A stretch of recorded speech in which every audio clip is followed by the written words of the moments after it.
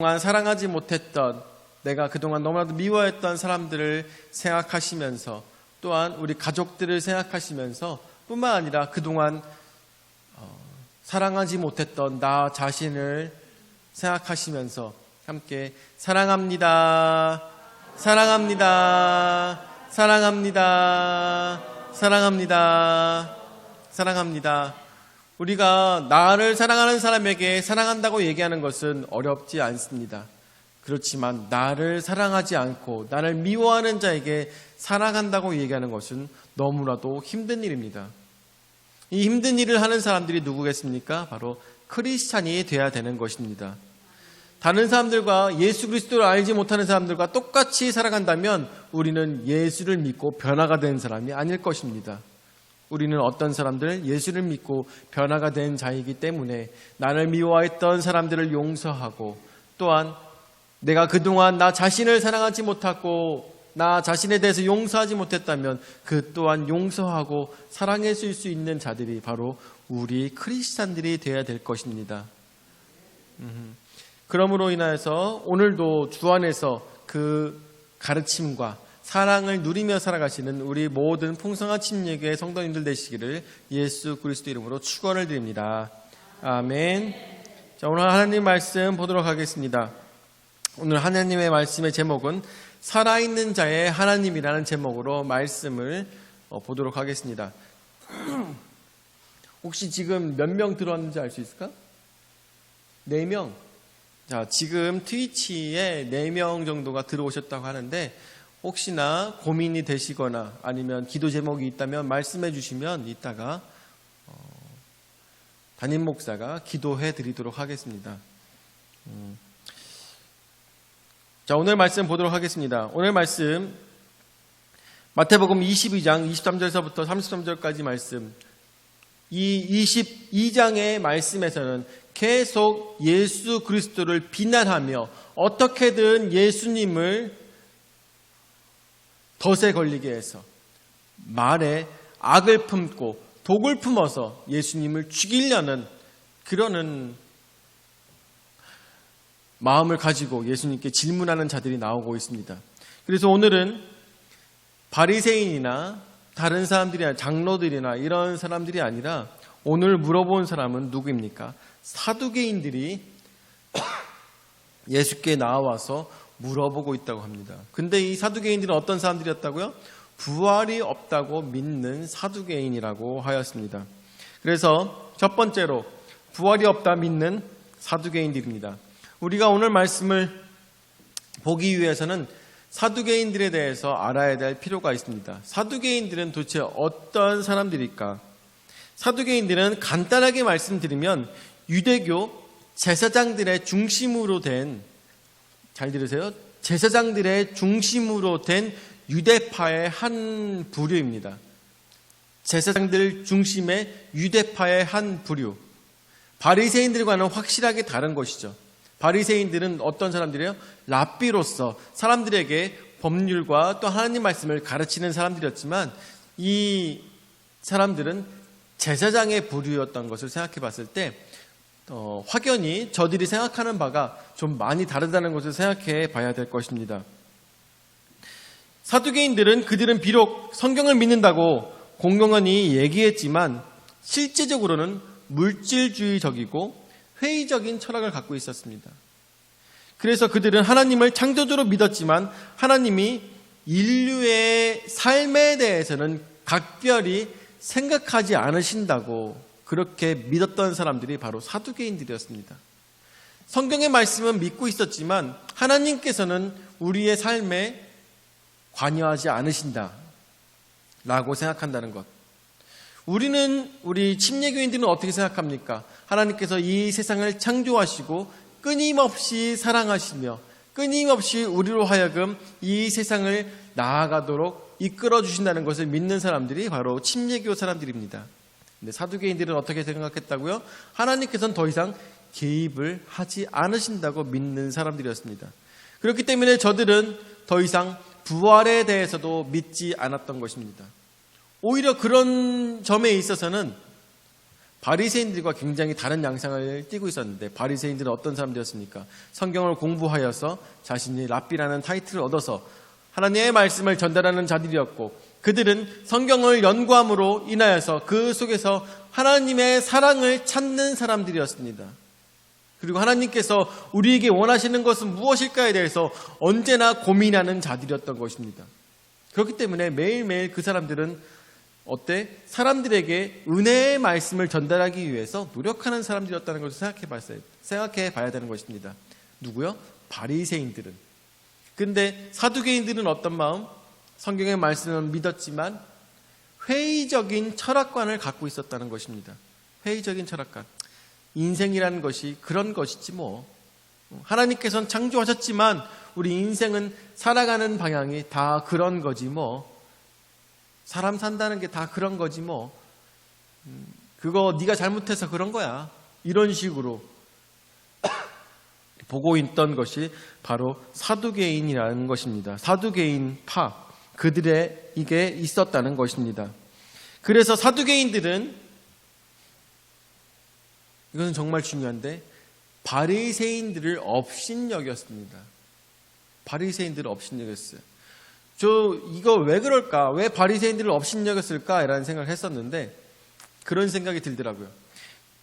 대학교를 졸업하고 난 다음에 대학교를 졸업한 선배들이 그런 얘기들을 많이 하더라고요. 아유, 현장에 나와 보니까 학교에서 공부했던 거 아무것도 소용이 없더라. 저희 교회 가가지고 전도사하고 목사하면서 새로 배워야 되더라 라고 얘기하는 사람들이 굉장히 많이 있더라고요. 근데 저는 목회하면서 그 이야기를 저 자신 나름대로 한참 고민을 많이 해봤어요. 정말 학교에서 배운 것들이 의미가 없을까? 정말 의미가 없었을까?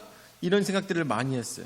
그런데 생각해 보니까 그렇게 말하는 사람들은, 학교에서 배운 것들은 아무런 의미가 없다고 말하는 사람들은 학교에서 교수님이 얘기할 때도 잘 듣지 않았던 사람들이더라고요. 그런 생각이 더욱더 많이 들더라고요. 맨날 교수님께서 뭐라고 하시면 이 성경 말씀에 대해서 이렇게 풀어서 설명해 주시고 성경을 보는 시선을 가르쳐 주거든요. 성경 말씀을 가르쳐 주는 것이 아니라 성경을 올바르게 바라볼 수 있는 시선을 가르쳐 주시는 건데, 그런 식으로 학교에서는 배울 것이 없다고 얘기하는 사람들은 그런 교수님들의 말에 경청하지 않고 자신들의 철학과 자신들이 바라보고 있는 성경의 말씀들이 더 옳다고 여겼던 것입니다. 그래서 그들은 어떻게 보면 성경을 더욱더 신화적으로 만들어버리는 잘못된 시선을 갖고 있었다는 것이죠. 여러분들, 성경 말씀은 신화가 아닙니다. 뿐만 아니라 여기서 성경 말씀을 통해서 우리가 그런 거 있죠. 이거는 무조건 믿어야 돼. 이건 무조건 믿어야 돼. 이러한 시선으로 바라볼 것이 아니라, 저도 학교에서 배운 것을 여러분들에게 말씀을 드리면 끊임없이 성경 말씀에 대해서 의심해야 되는 것입니다. 성경 말씀에 대해서 끊임없이 의심해야 돼요. 무조건 믿는다고 해서 그것이 좋은 것이 아니라는 거예요. 무조건 믿는다고 해서 좋은 것이 아니에요. 그 속에서 어떻게 관찰자적인 입장에서 이것을 보고선 썼을까를 고민을 해봐야 되는 거예요. 고민. 그래서 여러분들에게 제가 그런 말씀을 드린 적 있었을 것 같은데, 창세기 말씀에 보면은 소돔과 고모라 사건이 있었죠. 소돔과 고모라 사건. 그 사건이 있었을 때 하나님께서 그 소돔과 고모라를 치실 때 하늘에서 무엇이 내렸다고 했습니까? 하늘에서 불과 유황이 떨어졌다고 했습니다. 불과 유황이 떨어졌다? 그러면 마른 하늘에서 갑자기 불과 유황이 떨어졌을까? 그것을 고민한 거죠. 하늘에서 그냥 불과 유황이 떨어졌을까? 여러분도 어떻게 생각하십니까? 불과 유황하면 생각나는 게 무엇입니까? 우리 우서가 불과 유황이라면 생각나는 게 뭐야? 모르겠어? 김현배 성도님, 불과 유황이라면 생각나는 게 뭐가 있으세요? 아, 그래요? 최명찬 목사님, 불과 유황이라면 뭐가 생각나세요? 심판? 답이 안 나왔어요. 맞아요. 저는 그렇게 생각했어요. 불과 유황하면 무조건 화산이죠. 화산 폭발이 근처에 있었던 것이죠. 그래서 저는 그것을 전제를 두고선 이스라엘을 갔을 때 알아보니까 그 근처에서 소돔과 고모라 근처에 뭐가 있었다고 했어요? 온천이 있었다고 했잖아요. 온천. 야, 그거는 제가 생각했을 때 이거는 맞을 것 같아 라는 생각이 들더라고요. 화산 폭발이 근처에 있었구나. 안 그래도 저는 그런 것을 생각을 하고 난 다음에 성경을 연구했을 때 안 그래도 그것에 대해서 논문을 쓰고 있는 사람들이 많이 있더라고요. 소돔과 고모라의 사건이 갑자기 불이 떨어진 것이 아니라 근처에서 마치 폼페이의 사건처럼, 폼페이에 있었던 사건처럼 옆에서 이 화산 폭발이 일어난 거죠. 그렇게 했을 때 불과 유황이 소돔과 고모라에 떨어졌던 것입니다. 그리고 난 다음에 롯의 아내가 도망을 가다가 뭐가 돼요? 뒤를 돌아봐서 소금 기둥이 되죠. 이것도 불가능한 일이 아니에요. 왜 불가능하지 않을까요? 전 생각했을 때 여러분들에게 말씀드렸지만 철저히 관찰자적인 입장에서 성경 말씀을 봐야 돼요. 관찰자적인 입장. 이 성경은 어때요? 몇천 년 전에 쓰여진 거예요. 몇천 년 전에 사전 용암에 대해서도 알지 못하는 사람들이고, 또한 이런 소금 기둥에 대해서도 알지 못하는 사람들이고, 세상에 일어나는 많은 일들에 대한 우리가 가진 지식보다는 덜한 것을 갖고 있는 사람들이 그것을 보고 썼다는 것을 생각했을 때 갑자기 롯의 아내가 소금 기둥이 됐다?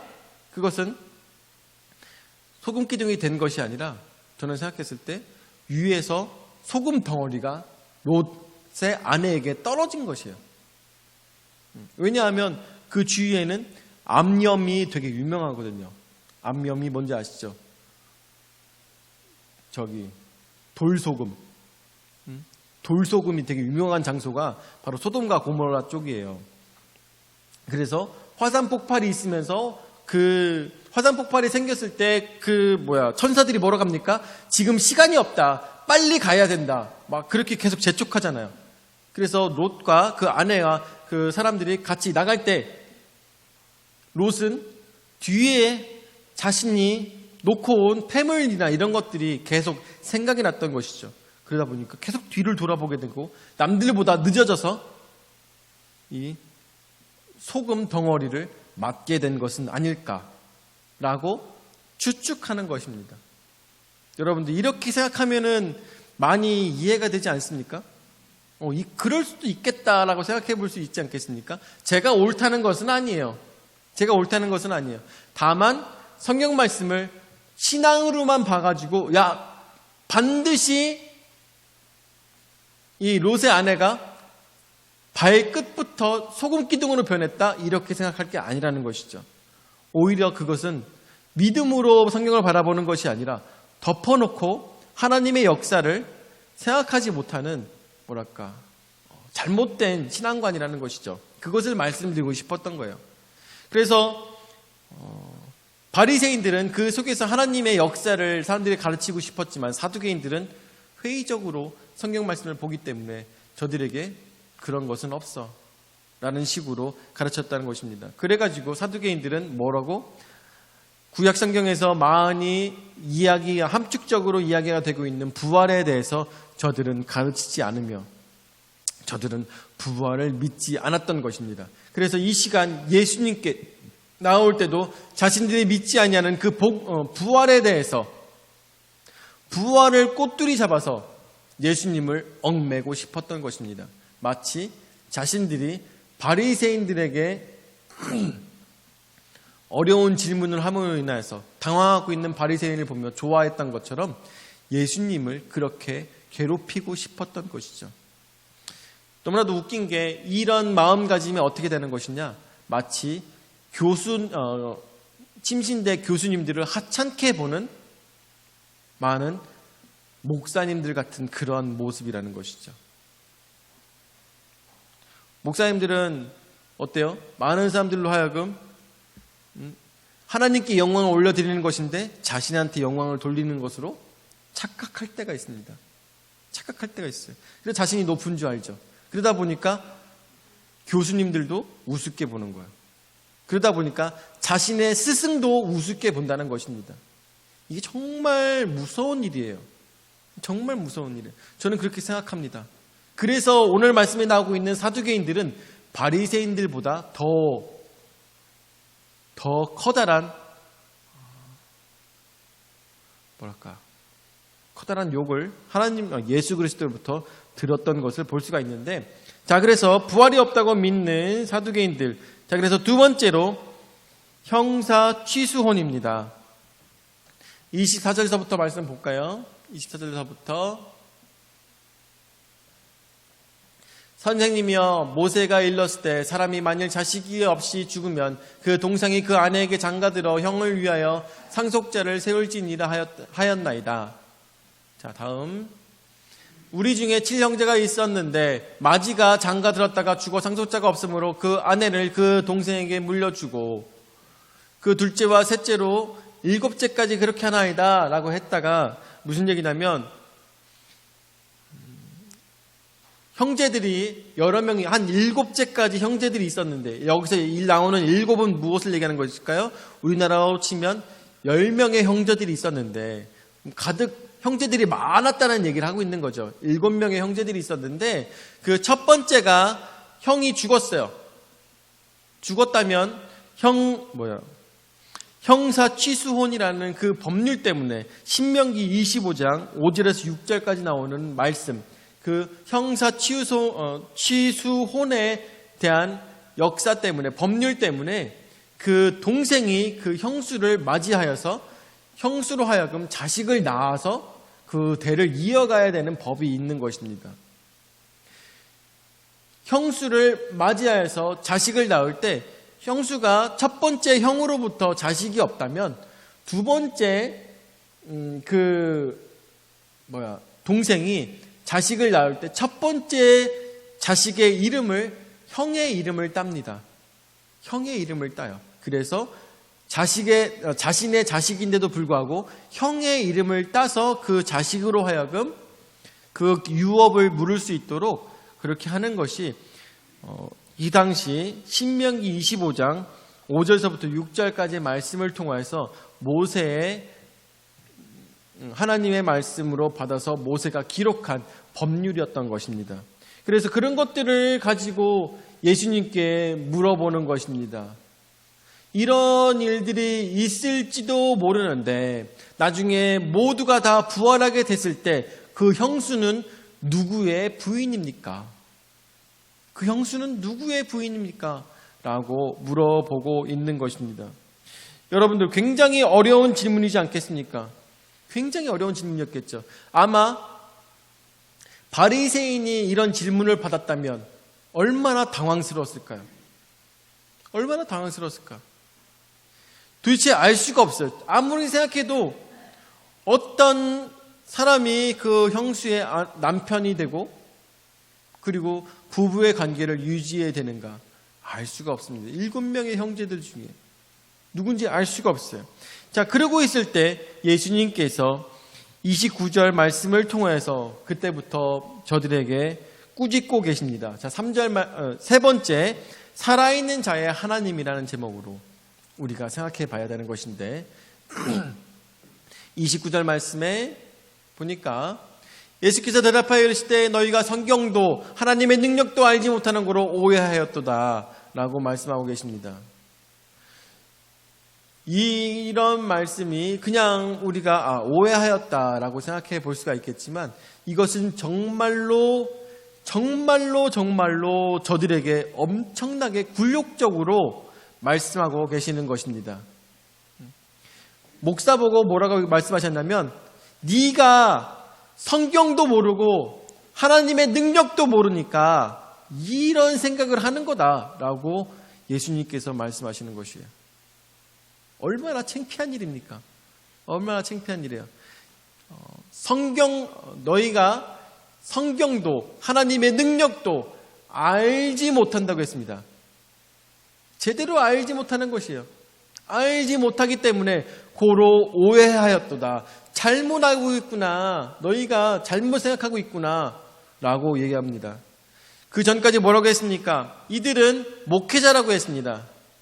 목회자예요. 목회자가 평생을 살아가면서 무엇을 읽습니까? 하나님의 말씀을 읽겠죠. 성경 말씀을 읽을 것입니다. 그런데 예수님께서 뭐라고 말씀하시니까? 네가 성경을 모른다라고 말씀하시는 것입니다. 그리고 더 중요하게 하나님의 말씀을 모르는 것뿐만 아니라 하나님의 능력도 알지 못한다고 했습니다. 그러니까 사두개인들은 평생을 자신들의 자랑거리로 삼았던 하나님의 말씀과 하나님에 대해서 잘 안다고 생각했던 그들의 모든 인생이 다 부정된 거나 마찬가지라는 것이죠. 부정된 거나 마찬가지예요. 그렇기 때문에 뭐라고? 목사건 아니면 교수건 아니면 어떤 사람이든 간에 성경에 대해서 안다고 얘기하면 안 되는 거예요. 누구든지 간에. 그렇죠? 성경에 대해서 안다. 내가 얘기하는 것이 옳다라고 얘기할 수는 없는 것이죠. 자, 그렇다면 왜 이런 말씀이 나온 것일까요? 왜 성경도 알지 못하며 하나님의 능력도 알지 못한다고 말씀하시는 걸까요?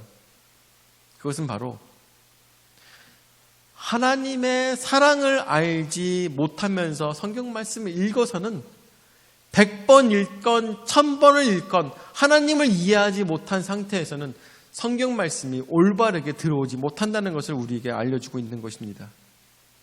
하나님은 사랑이십니다. 하나님은 사랑이세요. 사랑의 말씀으로서 성경 말씀을 읽지 않고서는 절대로 1000번을 읽어도 성경 말씀이 들어오지 않는다는 것입니다. 자신의 철학으로 세상에 사랑이 어디 있어? 하나님께서는 사람들의 인생에 관여하지 않으시는 분이라고 철저히 못을 박은 상태에서 성경 말씀을 읽었더니 저들은 성경을 알 수가 없다는 것이죠. 성경을 알 수가 없다는 것이 얼마나 무서운 말씀일까? 우리도 그동안 성경을 읽으면서 내 나름대로 성경을 해석할 때가 있죠. 내 나름대로. 그렇지만 교회에서 뭐라고 합니까? 성경을 읽을 때 무엇에 따라서 성경 말씀을 읽으라고 합니까? 바로 성령의 조명에 따라서 하나님 말씀을 읽으라고 합니다. 자, 그렇다면 성령의 조명을 받으려면 어떻게 될까요?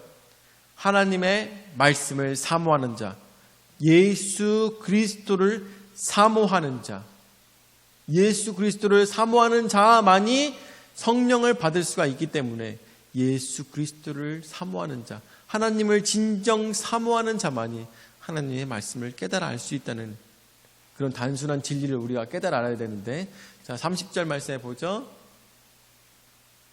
부활 때에는 장가도 아니 가고 시집도 아니 가고 하늘에 있는 천사들과 같으니라 라고 했습니다. 부활의 때가 올 것입니다. 사두개인들은 부활이 없다고 했습니다. 그런데 예수님께서는 부활에 대해서 분명하게 말씀하십니다. 장가도 아니 가고 시집도 아니 간다고 했습니다. 바로 그때가 되면, 여러분들 잘 들으세요. 그때가 되면, 마지막 때가 되면은 우리가 인간이 알고 있었던, 인간이 가지고 있었던 모든 질서는 다 무너지고 새로운 질서가 펼쳐지게 될 것입니다. 그 질서는 누구에 의한 질서? 하나님의 공의에 의한 질서가 세워지게 될 것입니다. 그렇기 때문에 우리 마음대로 성경을 해석해서는 안 되는 것이에요. 절대로 안 되는 것입니다. 지금 우리가 천국을 아직 맛보지 못했습니다. 부활을 아직 맛보지 못했습니다. 그러는 상황에서 성경의 말씀을, 요한계시록의 말씀을 100% 알 수 있는 사람이 있을까요? 저는 그렇지 못하다고 생각합니다. 저는 그렇지 못하다고 생각해요. 절대로 100% 알 수 없습니다. 안다고 하는 사람이 바로 오늘 말씀에 나오고 있는 사두개인 같은 사람이라고 생각합니다. 절대로 알 수 없을 것이에요. 아직 그때가 되지 않았기 때문에. 그렇지만 그 모든 질서가 새로 세워지는 그 부활의 때에는 하늘의 천사도 똑같이 그렇게 장가도 시집도 가지 않는다고 했습니다. 여러분들, 여기서 하나 알 수 있는 하나님의 하늘의 질서 하나가 나오고 있습니다. 하나가 생각해야 되는 것이, 장가도 가지 않고 시집도 가지 않기 때문에 생각해야 돼요. 애를 낳지 않을 거예요. 애를 낳지 않을 거예요. 그렇다면 천사는 어떻게 해서 생겼을까요? 아기로 인해서 천사가 나왔을까요? 아니에요. 사람은 잉태되어서 태어나지만 천사는 하나님의 온전한 피조물입니다. 피조물. 천사는 필요할 때 만들어져요. 그렇지만 사람은 잉태됩니다. 이것이 완전히 다른 질서라는 것을 한번 생각해 보시면서 다음 너무나도 아직 중요한 말씀이 안 나왔는데 31절 죽은 자의 부활을 논할진대 하나님이 너희에게 말씀하신 바 나는 아브라함의 하나님이요 이삭의 하나님이요 야곱의 하나님이로라 하신 것을 읽어보지 못하였느냐. 하나님은 하나님은 죽은 자의 하나님이 아니요 살아있는 자의 하나님이시니라 하시니. 자, 다음에 33절에 무리가 듣고 그의 가르침에 놀라더라 라고 했습니다. 아멘. 맞습니다. 하나님께서는 죽은 자의 하나님이 아니라 바로 산 자의 하나님이라는 것입니다. 이 아브라함의 하나님, 이삭의 하나님, 야곱의 하나님을 누구에게 말씀하셨을까요? 바로 가시떨기를 만났던 모세에게 하나님께서 말씀하여 주셨습니다. 그렇다면 모세에게 하나님께서 그 말씀하실 때 죽은 자의 하나님으로서 모세에게 얘기했을까요? 모세야, 너는 신을 벗어라. 나는 아브라함의 하나님, 이삭의 하나님, 야곱의 하나님이라 라고 말씀하실 때 죽은 자의 이름을 들어서 저들에게 말씀하신 것일까요? 그것이 아닙니다. 그것이 아니라 부활하여서 하나님의 전을 찾는 자들의 이름을 가지고 하나님께서는 모세에게 말씀하셨다는 것을 깨달아야 되는데 이 말씀은 어디에 있냐면 히브리서 말씀을 찾았어요. 히브리서 11장 8절서부터 10절까지 말씀. 히브리서 11장 8절서부터 10절까지 말씀.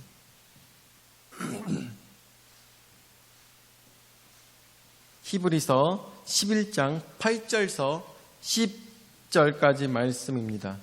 우리가 한번 같이 읽어볼까요? 시작. 믿음으로 아브라함은 부르심을 받았을 때 순종하여 장래의 유업으로 받을 땅에 나아갈새 갈 바를 알지 못하고 나아갔으며 라고 했습니다. 자, 8절. 이 말씀이 우리가 유심히 봐야 돼요. 유심히. 믿음으로 아브라함은 부르심을 받았을 때 아브라함으로 하여금 본토 친척 아비집을 떠나라고 하나님께서 명령하셨습니다. 그리고 너에게 유업으로 줄 땅으로 가라고 말씀하셨습니다. 그때 아브라함은 부르심을 받았을 때 순종하여서 장래 유업으로 받을 땅에 나아갈새 갈 바를 알지 못하고 나아갔으며 어디로 가는지 알지 못했습니다. 어디로 가는지 알지 못했어요. 자, 그 다음에 9절 말씀. 믿음으로 시작. 믿음으로 그가 이방의 땅에 있는 것 같이 약속의 땅에 거류하여 동일한 약속을 유업으로 함께 받은 이삭 및 야곱과 더불어 장막에 거하였으니. 아멘. 믿음으로 그가 이방의 땅에 있는 것 같이 약속의 땅에 거류하여 동일한 약속을 유업으로 받은 이삭 및 야곱과 더불어 장막에 거하였다고 했습니다. 장막, 그 장막이 무슨 장막일까요? 저들이 찾고 있었던 그 약속의 땅, 그 거류하는 땅이 도대체 무엇일까요? 10절 말씀. 10절 말씀. 시작. 이는 그가 하나님이 계획하시고 지으실 터가 있는 성을 바랐음이라. 아멘. 이는 그가 하나님이 계획하시고 지으실 터가 있는 성을 바랐음이라 라고 했습니다. 여기 나오고 있는 성은 무엇입니까? 성. 여기 나오고 있는 성이 어디예요? 혜선아, 여기 나오고 있는 성이 어딜까? 성. 캐슬, 성. 알 수가 없지. 알 수가 없지. 혹시, 그렇지. 우리 마지막, 승환아, 여기서 나오고 있는 성은 무슨 성을 말하는 걸까? 모르겠어? 여기서 나오고 있는 성은 천국입니다. 천국. 저들이 바라며 떠나왔던 어디로 가는지 알지 못하였지만 하나님께서 가라가는 그곳으로 하나님의 말씀에 순종하면서 나아갔을 때 그 자식들조차도 하나님으로부터 유업으로 받은 땅이 어딘지 알지 못하였지만 믿음으로 나아갔습니다. 믿음으로 나아갔을 때 저들이 마지막으로 간 그 땅은 땅으로 끝나는 것이 아니라 성이라는 것이죠. 그 성은 바로 하늘나라를 이야기하는 것입니다. 저들은 죽은 것이 아닙니다. 저들은 어디를 찾아간 것입니까? 바로 하나님 나라를 찾아간 것입니다. 어떻게 해서 하나님의 인도함을 받았기 때문에 저들은 새로운 질서의 하나님의 땅에 거하게 된 것입니다. 저들은 절대로 죽고 끝나고 사망으로서 끝나버린 인생이 아니라 하나님을 만나고 그 땅에서 그 성에서 영원히 살아가는 축복을 저들이 누리게 됐다는 것을 믿으시기 바랍니다. 이것이 진정한 믿음이고 이것이 진정 하나님을 알아가는 것이고 이것이 바로 예수 그리스도께서 우리에게 말씀하시는 바로 천국의 말씀인 것을 우리는 깨달아 알아야 될 것입니다. 하나님은 절대로 죽은 자의 하나님이 아니십니다. 여러분들에게 말씀을 드렸죠. 죽었다는 것은 무엇입니까? 사망하였다는 것입니다. 사망하였다는 것은 무엇을 뜻하였습니까? 아담이 그 선악을 알게 하는 나무의 실과를 따먹을 때 뭐라고 했겠습니까? 죽을까 하노라 라고 했습니다. 죽을까 하노라. 저들은 하나님께서 말씀하실 때 이 나무의 실과를 따먹으면 정령 죽으리라라고 말씀하셨습니다. 그런데 그 아담이 그것을 따먹었을 때 죽었습니까? 살았습니까? 아담이 그 선악을 알게 하는 나무의 실과를 따먹었을 때 죽었어요? 살았어요? 안 죽었죠. 안 죽었죠. 하나님께서는 거짓말 하신 걸까요? 하나님께서는 거짓말 하신 걸까요? 죽지 않았어요. 거짓말 하신 걸까? 여러분들, 이 성경의 비밀을 우리가 깨달아야 되는데 죽지 않았어요. 하나님께서 거짓말 하신 걸까요? 아니에요. 하나님께서 말씀하시는 생명이라는 것은 어디에 있느냐? 바로 아버지와 함께하는 삶이라는 것입니다. 천국에서 영원히 살던 지옥에서 영원히 살던 둘 다 영생이잖아요. 근데 어떻게 지옥에서 영생하는 것을 영생이라고 얘기합니까? 어느 누구도 성경에서는 그렇게 얘기하지 않습니다. 성경에서 지옥에서 영원히 사는 것을 뭐라고 합니까? 사망이라고 하는 것이죠. 무정행으로 떨어진, 스올에 떨어진 불쌍한 인생들을 얘기하는 것입니다. 그것이 바로 사망인 것입니다. 그것이 바로 오늘 예수님께서 말씀하시는 죽은 자의 하나님이 아니라 산자들의 하나님이라는 것은 바로 하나님과 영원히 사는 자들을 말씀하고 있는 것입니다. 영원히 사는 자들, 바로 부활한 자들을 얘기하는 것이죠. 오늘 말씀을 통해서 우리가 이 성경의 말씀을 깊이 깨달아 알아야 될 것입니다. 우리가 왜 이해하기 힘들겠습니까? 문화도 많이 다르고 우리가 천국에 대해서 잘 알지 못하고 또한 성경에 대해서 잘 알지 못하기 때문인 것입니다. 오늘 우리에게 예수님께서 말씀하시는 것은 바로 죽은 자에 대해서 고민하지 말고 천국, 바로 산자들의 삶에 대해서 고민하라고 말씀하시는 것입니다. 하나님께서는 왜 산자들에 대해서 고민해야 될까요? 바로 하나님께서는 죽은 자들의 하나님이 아니라 산자들의 하나님이시기 때문인 것입니다. 우리는 더 이상 지옥의 권세에 대해서 생각하지 않습니다. 왜냐하면 우리는 산자들이 될 것이기 때문인 것입니다. 우리는 부활할 것이기 때문인 것입니다. 우리는 더 이상 죽음에 매여 있지 않습니다. 사망에 매여 있지 않습니다. 우리가 나중에 관에 들어가서 죽는다 할지라도 우리의 영은 다시 하나님과 예수 그리스도를 만나게 될 것입니다. 그것이 바로 믿음이고 그것이 바로 예수 그리스도께서 우리에게 말씀하여 주시는 산자의 하나님, 산자의 우리의 아버지가 되시는 하나님 아버지에 대한 말씀, 천국에 대한 말씀이라는 것을 오늘 깨달아 하실 때 지혜 있는 자가 말씀을 듣고 더욱더 깊은 믿음으로 그 역사를 경험하시는 여러분들 되시기를 예수 이름으로 축원을 드립니다. 아멘. 사랑해 주님 은혜와 사랑을 감사를 드립니다. 오늘 저희에게 귀한 은혜 말씀 허락하여 주셔서 말씀으로 깨달을 수 있도록 인도하여 주심을 감사를 드립니다. 하나님께서는 진정 죽은 자들의 하나님이 아니라 산자의 하나님이신 것을 깨달아 압니다. 주여, 아브라함과 이삭과 야곱이 아름다운 주의 성전으로 거하였던 것처럼 저희도 부활하여서 주의 아름다운 성전에 거하기 원합니다. 주여, 우리도 주의 인도하심 따라가 살 수 있도록 인도하여 주시옵고, 내가 가고자 하는 길이 아니라 주님께서 원하시는 그 아름다운 성으로 직선으로 갈 수 있는 아름다운 성도들 될 수 있도록 주여 역사하여 주시옵소서. 그 길은 내가 걷는 길이 아니요 내가 행하는 행실로 인하여서 예수 그리스도로 인하여서 가는 것을 믿사오니, 오늘도 우리는 우리의 욕심과 우리의 삶의 방향으로 가는 것이 아니라 성경에 나오고 있는 주 예수 그리스도의 가르침으로 나아갈 수 있도록 역사하여 주시옵소서. 감사를 드리며 사랑이 많으신 예수님의 이름으로 기도드립니다. 아멘.